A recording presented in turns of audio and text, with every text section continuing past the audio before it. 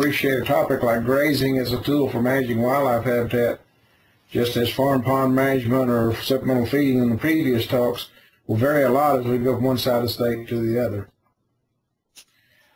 There's often quite a bit of controversy about grazing, cows and wildlife, if you're in the Edwards Plateau, sheep and goats and wildlife. Most of that, most of the times those can be compatible, as Ken pointed out, but there are some pinch points, and we'll talk about some of those as we go through this presentation.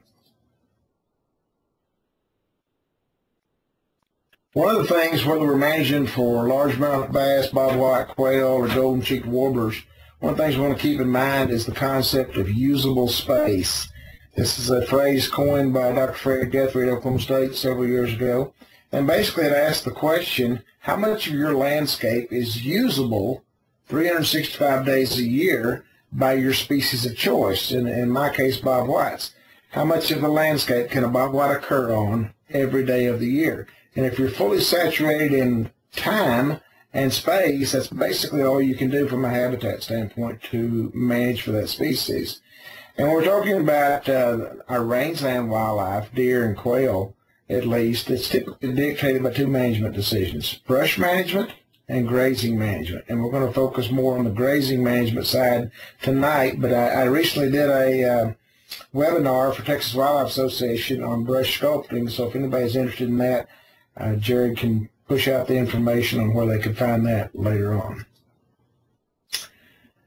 Although Leopold, we speak quite highly of him, and in his book in 1933 called Game Management, he wrote in the foreword, the central thesis of game management is this: game can be restored by the creative use of the same tools which have heretofore destroyed it: axe, plow, cow, fire, and gun. And certainly a lot of Texas is overgrazed, and it has a tremendous impact on its ability to support wildlife. But creative grazing, grass sculpting, if you will, can be used to restore habitat, and we'll talk a little bit about that. Grazing can be a double-edged sword. It can cut for us or it can cut against us.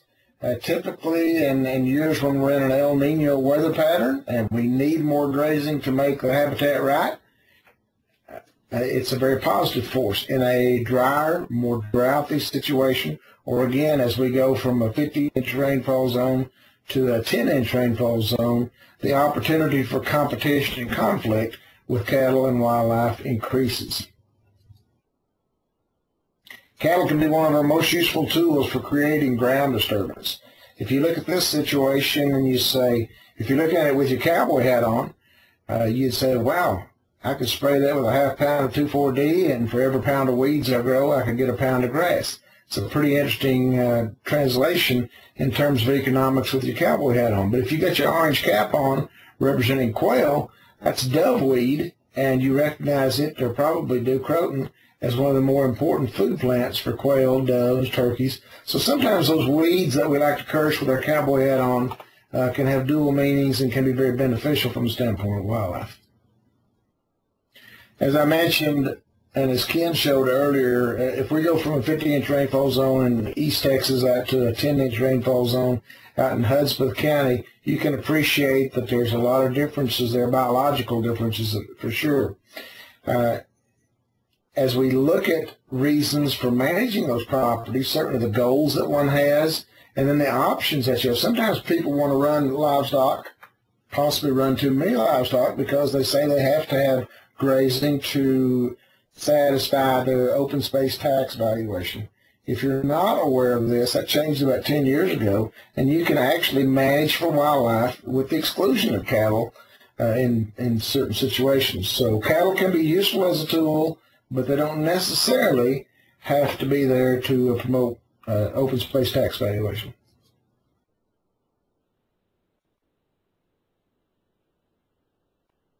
And again, if we think back to 2010, which is our last year of decent weather out here in West Texas, there was a lot of interest in grazing and to improve quail habitat, for example. And typically what you see is the guy with the grass lease, if he doesn't have the hunting lease, well, then you kind of have those two pit against one another. And the guy with the grass lease says, you know, those quail have got to have some bare ground. Well, bare ground is rarely a weak link in our quail chain out here. But if you talk about 2011 or 2012, again, a lot of West Texas is destocked, and properly so. And personally, I wouldn't be in any hurry to restock it for the sake of wildlife habitat. There's two ways to spell drought. I write a column for the Livestock Weekly, and they prefer the spelling D-R-O-U-T-H, one of the few entities that does. Most people spell it D-R-O-U-G-H-T, of which this is the spelling I prefer, because between the middle and the end, it's rough in the middle. The climate of West Texas, at least, has been characterized as continuous drought interrupted by periodic flooding.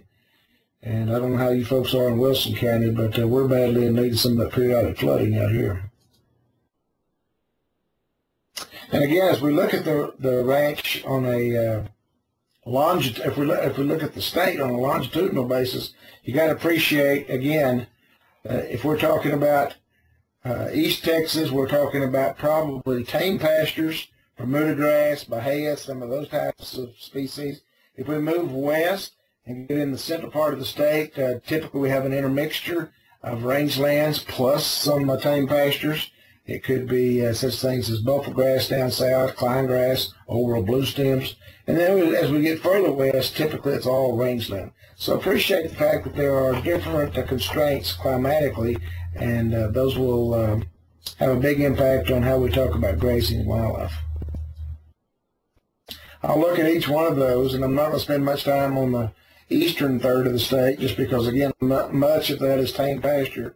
And tame pasture provides relatively little opportunities for wildlife. If you've got good coastal Bermuda grass, you've got your stock in a cow per acre, probably not much opportunity to develop wildlife habitats. You might overseed those situations with a clover, with a small grain for deer, and get some use out of it. And then I would encourage you to fence out your woodlands or your riparian areas, because those are probably the bulk of the wildlife habitat that you have in that landscape.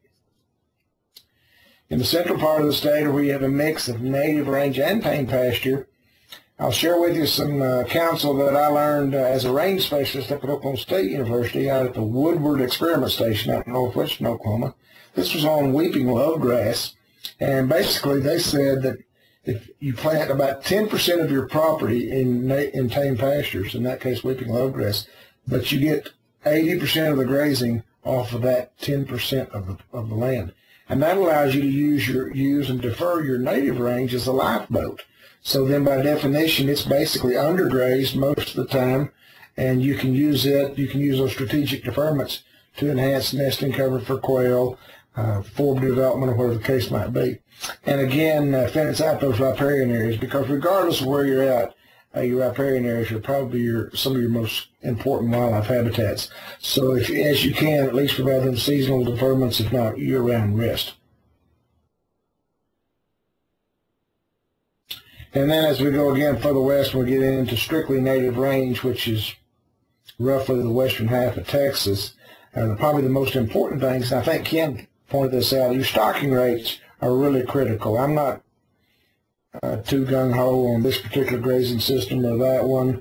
I'll just tell you what I want quail to have, and if your system matches those needs, well, then it works good. But most of the time, we want to undergraze by design, and as you can appreciate as you drive down the road, we don't see many undergrazed pastures right now. Most of them are overgrazed due to the dry weather or just management that could be better. And again, protect the riparian areas. If you've ever had a range management class, probably they told you about the 4 cardinal rules of grazing management, and I'll just repeat these quickly. The proper kind and class of animal. Are we going to use stock or steers or cows? Are we going to use cows or goats, cows or sheep, or all 3? The proper use, that'd be how much of the available grass crop do we take off annually, and that's dictated by the stocking rate, or that dictates the stocking rate. The proper season of use, are we grazing it during the growing season, are we grazing it during the winter period, or the non-growth period, and proper grazing distribution. So those 4 things, if you've ever sat through a range management course, they've probably pounded those into you. I'll talk about each of them a little bit and how we want to tweak those a little bit if our primary motivation is whitetails by whites rather than whiteface steers or black-balded cows.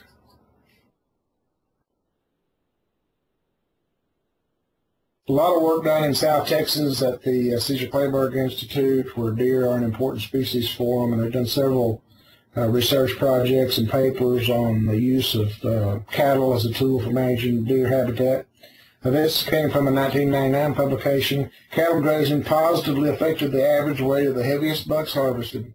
In western South Texas, the largest bucks were 20 pounds heavier on ranches with cattle compared to ranches with no cattle. So again, those cows, probably those F1 Brahma type cattle, were knocking some of that brush down. You were getting regrowth. You were getting soil disturbance, forbs resulting from that. You were just getting more tender growth overall, and being able to let the deer come in behind the cattle, typically in that situation, probably improve their plant nutrition. They also, Fred Bryant and Poncho Ortega down at Cesar Kleberg also summarized the positive impacts of conservative cattle grazing. I emphasize the word conservative there. And they include delayed plant maturation, again, new growth, enhance nutritive value of the forage by increasing that new growth, reduce accumulation of old material, accelerate nutrient cycling, manipulate the plant species composition, and trample seeds into the soil. So all those could be viewed as positive tools for impacting wildlife habitat, especially as it relates to white-tailed deer. Most of my presentation is going to talk about quail because that's where more of the conflict comes in between cows and wildlife. It's not so much in deer management, but more so in quail management. And so we'll spend the bulk of the time really talking about quail management as it relates to grazing management. Cows can do several things for you. They can affect the range condition, or what ecologists would call the cereal stage. In other words, is it poor condition range? Is it fair, good, or excellent? Now, if I'm in Wilson County, I'd probably want to manage for a fair to good condition range for bobwhite quail. If I was further east over around Victoria, a poor or fair condition might be a better cereal stage. If I'm with Logan out there in Brewster County, I'm probably going to want excellent condition. So keep that, again, that in mind as we go from a 15-inch rainfall zone in the west to a 40-inch rainfall zone or so on the east. They can improve the structure for quail, bare ground, which I've already said is rarely a weak link in our chain, but can be. And they can affect the movement of both the quail and the hunters. If you've got country that's grown up after a series of several wet years, well, then it becomes impassable by the quail and certainly somewhat impassable by the hunters. And then one of the side effects that can benefit quail is the placement of water. And I'll talk about this later. It doesn't do as much for the water as it does for the quail hunters, but I'll discuss that in a minute. Just to make sure that don't get all the cattle raisers mad at me, I always say that a rancher with bird dogs is the best friend a quail has. Now think about that just a minute. A rancher with bird dogs is the best friend a quail has, because if he enjoys quail hunting, then every time it comes time to contemplate a change in stocking rates or a brush management scheme, he's doing so with the knowledge that that's going to have an impact on the quail, and so he can mitigate or improve that situation by balancing the cow and quail ratio in this situation. So my recommendation is that every cattle rancher in Texas be supplied with bird dog. Sometimes, and I do a lot of driving across West Texas, as most of our speakers tonight do, and I guess I'm proud of the fact that we're doing this presentation, and it's only 3 miles from here to my house, so I'll be happy to get home at a decent time. And as I drive the state, I'm always looking at the landscape through the eyes of a quail. And when you see as much country as I do that is overgrazed, you got to ask yourself the question, who's mad at quail? And I challenge you to ask a group, because you'll never find anybody that's mad at bobwhite quail. You'll find people occasionally that are mad at white-tailed deer, sometimes even wild turkey, for sure feral hogs, but nobody's mad at quail. And so if that's a given, then why does so much of our country look like this? Because on a scale from 1 to 10 for bobwhite quail, that'd be about a 1. And if you say, what would it take to take that situation from a 1 up to, say, a 6 or a 7, then grazing deferment rest would be one of the most immediate things we don't want to do. We see a lot of little blue stem out there that's just been grazed off too closely, And if we would step back and be able to defer that pasture, rest it for a year, maybe two, we could transform that into decent quail habitat much quicker. Got to keep in mind, though, that I often talk about camouflage cowboy hats, and if I'm looking at the situation with a spotless Stetson on, as this gentleman is, he's thinking not working out what I want to do for quail or deer. He's saying, how am I going to get more pounds of beef gain per acre? As opposed to the quail manager who says, wait a minute, so that grass is more important to me as habitat for quail than it is fodder for cows. So again, some inherent conflicts as you look at that those equations. From the hunter's perspective, when somebody comes out and pays you $6 to $10 an acre for a quail lease, they're probably paying for the opportunity to see their dogs work. That's the key reason for hunting quail. One of the rules of thumb that I have as far as brush work, how much brush do you need for quail, I say you ought to be able to see your bird dog most of the time.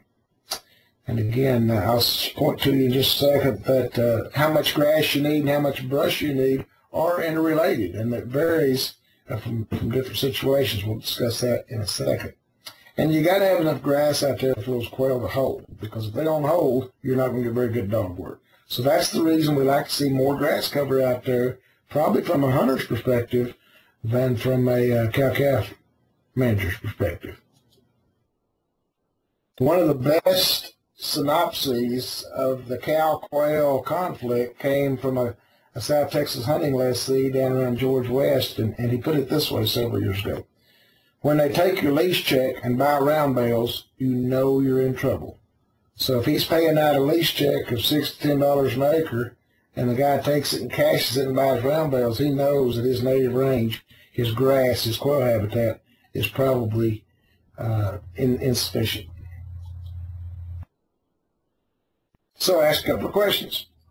Can cattle and quail coexist simultaneously? Answer is definite yes. Can cattle and quail enterprise be maximized simultaneously? So the answer to the first question is yes, undoubtedly, but the answer to the second one, in my opinion, is no. They cannot be maximized simultaneously. As a quail manager, as a land manager, if you've got both cattle and quail enterprises, you've got to say there's going to be some competition, there's going to be some conflict. I need to decide which one of those is going to have the upper hand.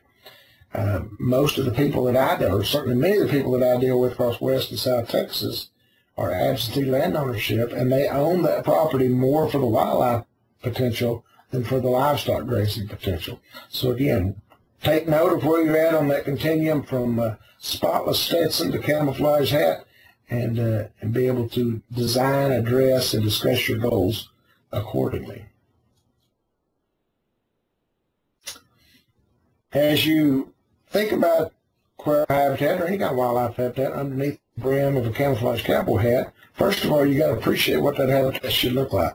And when I use appreciate in this context, I'm talking about being able to judge with heightened awareness. Why do quail need X amount of blue stem clumps per acre? Be able to look at it. How does this habitat score? How would it rank for bobwhite quail? How would it rank for white-tailed deer? What are the weak links in the chain? And then as you're thinking about incorporating, in this case, quail in those management decisions, again, be thinking about the two most important things that are going to affect you in an extensive sense, and that be those two things being stocking rates and brush management.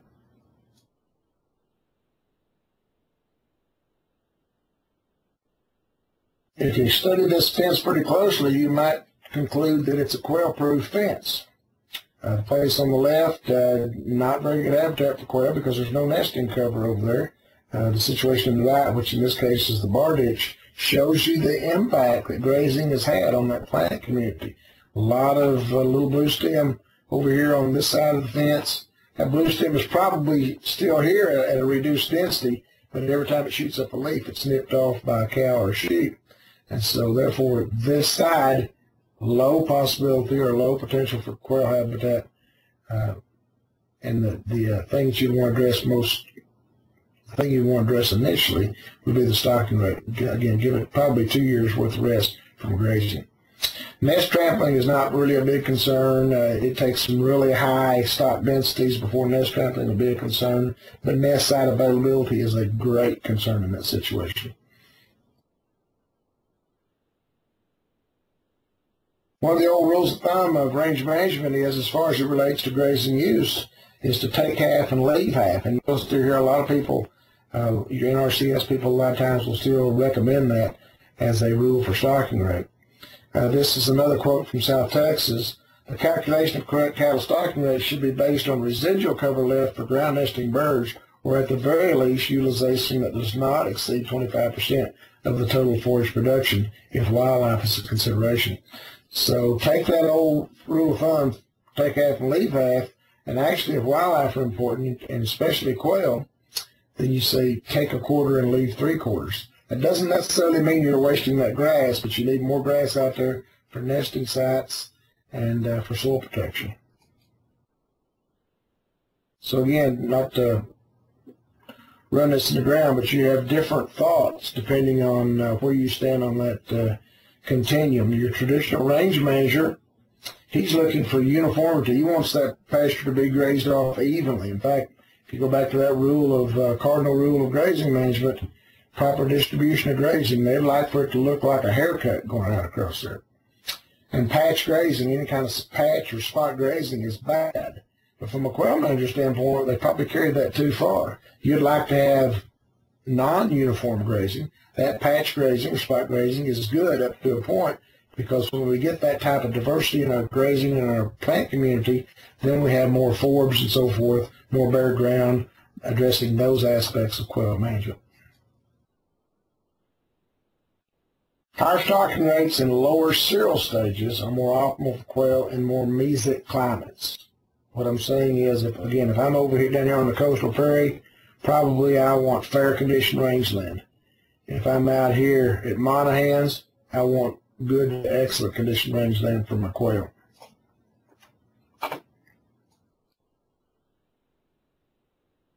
That site potential is going to be dictated by several things. Obviously, the effective rainfall that's received, whether you have basically a sandy soil or a clay soil.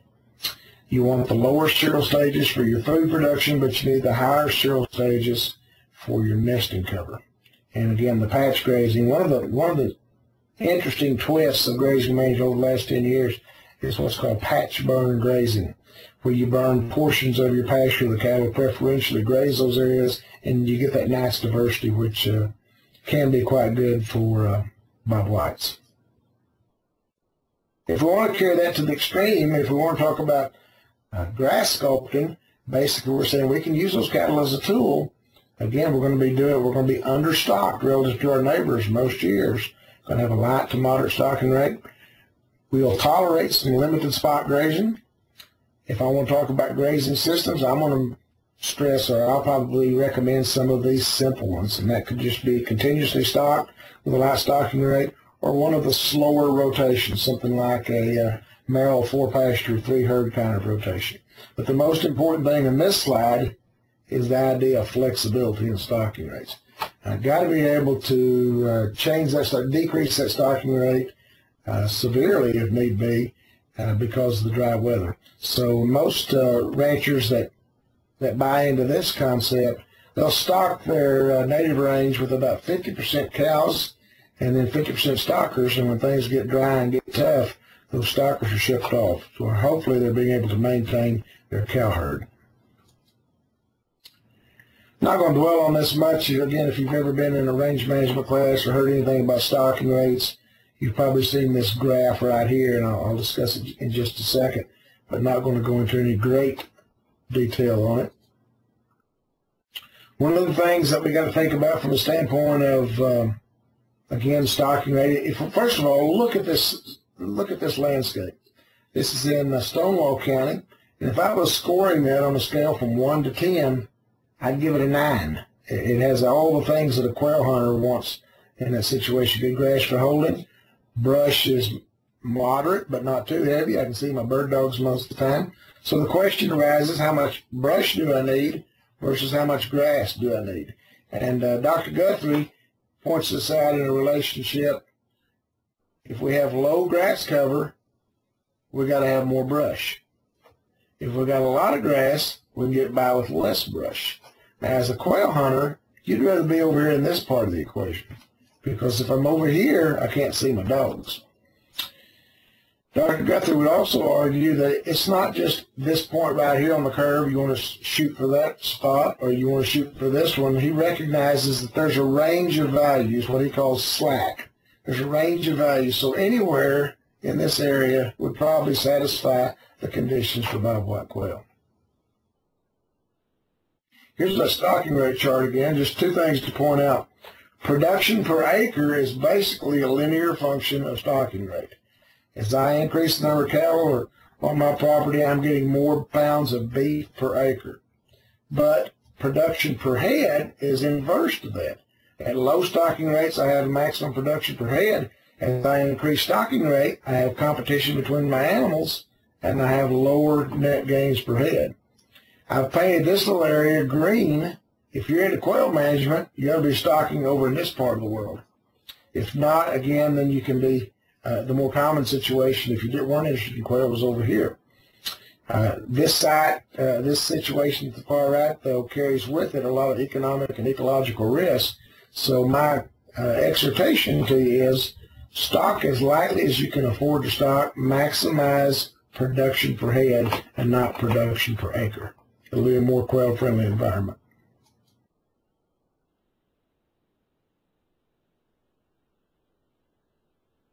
Another quote from South Texas, 40% is the number of years when cattle destocking would have been recommended in response to spring drought categories for selected locations in South Texas. Take-home management there is, if they're recommending destocking, reduced stocking in 40% of the years, they say that 6 years out of 10, in West Texas at least, receive less than average rainfall. So our averages are really dictated by those 2 or 3 wet periods out of 10-year cycle, the El Nino periods. But again, basic take-home point here, flexibility.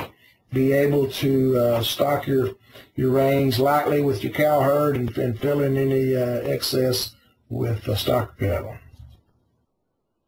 And I'd be remiss to point out that, again, the quail don't really need the water that much from a drinking tank, but quail hunters and their dogs find such situations much to their enjoyment. So here are the take-home points that I leave with relative to grazing and wildlife. While cows and quail can cohabit, they can live in the same range successfully, populations of both cannot be maximized simultaneously. Having cows and quail simultaneously and having cows as a tool to manage quail habitat are not necessarily the same thing. There are always going to be trade-offs, and the aspiring quail manager should anticipate and understand the pressure points. So ask yourself these questions relative to cattle grazing in response to quail management especially, and to deer management, turkey management to a lesser degree. Is grazing required? Is it permissible? Is it optional? Or is it contradictory to your quail management goals? The further east you are, it'll tend to be required. As we go west, it comes down the scale like that. And finally, I want to again remind you of the fact that what I said earlier, that a rancher with bird dogs is the best friend a quail has.